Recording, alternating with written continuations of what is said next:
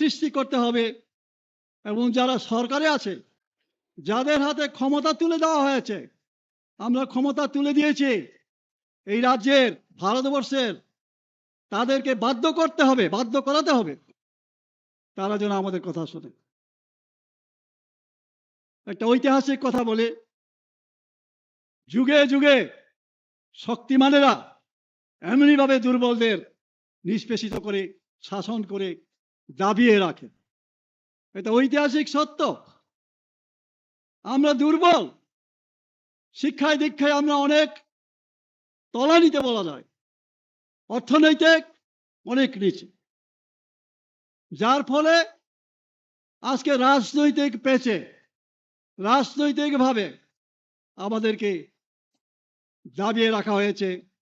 আমরা শোষিত, বঞ্চিত, নিষ্পেষিত। দিল্লি থেকে অনেক কিছু পাঠানো হয়, অর্থ, স্কিম, সুবিধা, কিন্তু এইখানে এসে সেইগুলি হাওয়ায় উড়ে যায়, আমাদের কাছে পৌঁছে না। এটা আজ নয়, ভারতবর্ষ স্বাধীন হওয়ার পর ত্রিপুরা রাজ্য যখন ভারত মুক্তি হয় তখন থেকেই তার পায়তারা চলছে এবং এখনো চলছে। আর আমরা উপজাতিরা এত রিলাক্টেন্ট, এত নিশ্চিন্তে আমরা আছি যে সবকিছু হারানোর পরও আমরা কিন্তু নিশ্চিন্তে আছি, কোনো অ্যাপ্রিহেনশন নেই আমাদের।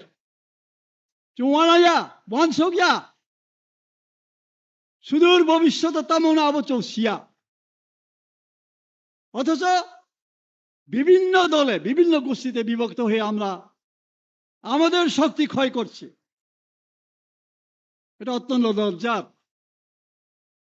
সেই যুব সমিতির আমল থেকে এই ত্রিপুরা রাজ্যে আমাদের স্বয়ং শাসনের জন্য, অধিকারের জন্য লড়াই হয়েছে, আন্দোলন হয়েছে, ষষ্ঠ তফসিল দেওয়া হয়েছে, শিখ শিডিউল এখানে চালু হয়েছে। কিন্তু বাস্তবে কোনো ক্ষমতায় দেওয়া হয়নি তাকে। হাত পা বিহীন একটা কিমাকার প্রশাসন আমাদের উপরে চাপিয়ে দেওয়া হয়েছে। আপনার শুনে অবাক হবেন না ওয়ানসুক ভাইয়া, গত বছর মিজোরামে Lai autonomous district council election আমি গিয়েছিলাম।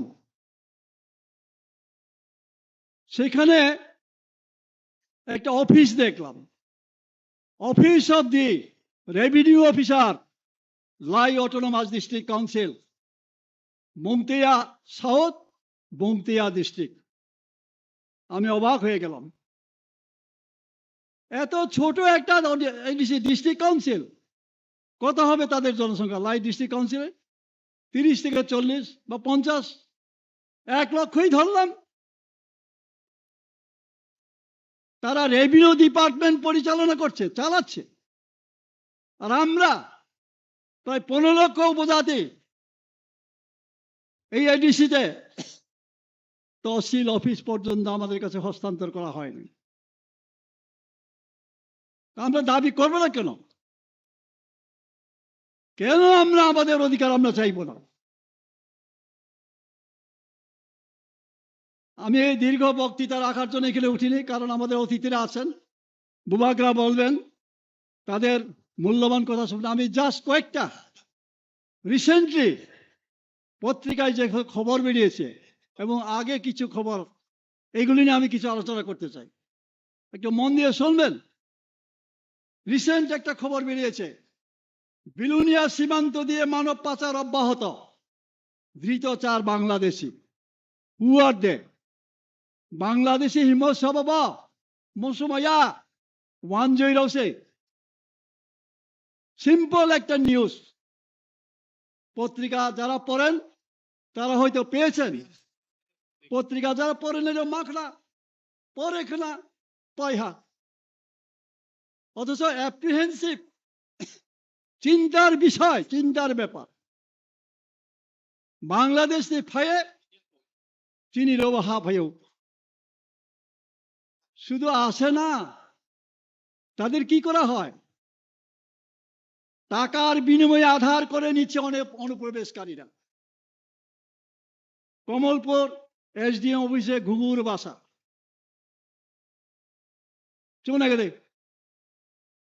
ত্রিপুরায় অনুপ্রবেশ করেই কিন্তু তারা ক্ষান্ত না, এখানে আধার করে নিয়ে দিচ্ছে। আধার করে নেওয়া মানে ভারতের নাগরিক হওয়া, ত্রিপুরার স্থায়ী বাসিন্দা হওয়া। ফ্লাইনি নাই সব চিনি ত্রিপুরানি বড়ক খাই নাই সব না বাংলাদেশ নি ফাইনাই অনুপ্রবেশকারী 101। শুধু কি এটাই? ভারত মুক্তির পর থেকে আজকে এই যে ৭৭ বছর, হাজার হাজার লক্ষ লক্ষ অনুপ্রবেশকারী এইভাবে ভারতের নাগরিক ত্রিপুরার অধিবাসী হয়ে তারা আছে। আধার কার্ড সহ বাংলাদেশি ৩ যুবক ধৃত। বাংলাদেশে নাগরিকত্ব আছে, আবার এখানে আধার কার্ড আছে, ধরা পড়েছে। আমাদের কাছে কোনো ব্যাপারই না, তিনি মুয়া চালের কোনো খবরিয়া ব্যাপারিয়া, যার ফলে আজকে আমাদেরকে এই রোদে পুড়ে আন্দোলন করতে হচ্ছে, চিৎকার করতে হচ্ছে, দাবি করতে হচ্ছে। এইসব খবরের সঙ্গে সঙ্গে ঝাঁপিয়ে পড়লে তখনকার দিন থেকে যে আমরা এইগুলি ফেস করতে পারতাম, কিন্তু চোখলাইয়া 2 বেলা ভাত সংসারে মাই চাকে কোনো চিন্তা করেছে তুমি? পেট সর্বস্ব প্রাণী আমরা, ভোগ সারা চৌমংস শুনিয়া তিনি ভবিষ্যৎ প্রজন্ম তামাও নাই। আমাদের ভবিষ্যৎ প্রজন্ম কি হবে আমরা এখনো ভাবি না। যারা ভালো চাকরি করেন, বড় পদে আছেন, তারা ভাবেন ভালো বেতন পান, সেই টাকায় আগরতলায় জমি কিনে, জায়গা কিনে ঘর করেছেন, ছেলেদের ভালো পড়াশোনা করিয়েছেন, এটাই সন্তুষ্টি। পাহাড়ে নিজের স্বজাতি কি হচ্ছে, ভবিষ্যতে কি হবে, আমার সন্তান, আমার প্রজন্ম কি হবে, সেটাতে আমাদের কোনো চিন্তা নেই। তা আজকে বুবাগরা যে আহ্বান রেখেছেন, সেই আহ্বানে আমাদের সাড়া দিতেই হবে। একটু আগে বলা হয়েছে ইউনাইটেড হতে হবে আমাদের। কথাই আছে united we stand, divided we fall. অম ডিভাইডেড অম বাইন তিরিচ বড় সোফেখা। আমরা দাবি করে উপজাতিদের স্বাধিকার, গ্রেটার ত্রিপুরাল্যান্ড, আর বিরোধী দলের অন্য দলের আমার উপজাতির নেতৃত্বরা কি বলে, ত্রিপুরাকে ভাগ করে আলাদা রাষ্ট্র, আলাদা রাজ্য করা যাবে না। বলিলে তাম ক্ষতি, বলিলে তাম অসুবিধা, ছায়াকে ছায়াতেও দে, তাম হাইকে বিবৃতি, হাইকে কক্সা জিতেন বাবু পত্রিকায় বিবৃতি দিয়েছেন, ত্রিপুরাকে ভাগ করে আলাদা রাজ্য করা অসম্ভব। বসে তিনি রাজনৈতিক জ্ঞান। দশরথ বাবু বারবার বলতে হয় ত্রিপুরা রাজ্যের উপজাতিদের মধ্যে সবচেয়ে বড় নেতা দশরথ বাবুর ভুলের জন্য আজকে আমাদের এই দশা। ভারত মুক্তির পর পাকিস্তান থেকে, পূর্ব পাকিস্তান থেকে এখন বাংলাদেশ, হাজার হাজার লক্ষ লক্ষ রিফিউজি যখন ত্রিপুরা রাজ্যে প্রবেশ করে, গোবিন্দ বল্লভ পন্থ, যার নামে আজকে জিবি হসপিটাল, তিনি তখন স্বরাষ্ট্রমন্ত্রী, ত্রিপুরায় এসে ক্যাম্পগুলি দেখে বলেছেন এখানে আর লোক দেখানো যাবে না, এগুলিকে সরাতেই হবে। জওহরলাল নেহেরু প্রধানমন্ত্রী কি করেছেন, ত্রিপুরায় তখন এত গাড়ি ছিল না, বাস ট্রাক ছিল না, আসাম থেকে ট্রাক গাড়ি, বাস গাড়ি এনে এই রিফিউজিগুলিকে দ্বন্দ্ব কারণে নিয়ে পুনর্বাসন করার জন্য গাড়িতে ভরা হয়েছে, হাজার হাজার গাড়ি। আমরা এত বেকুব,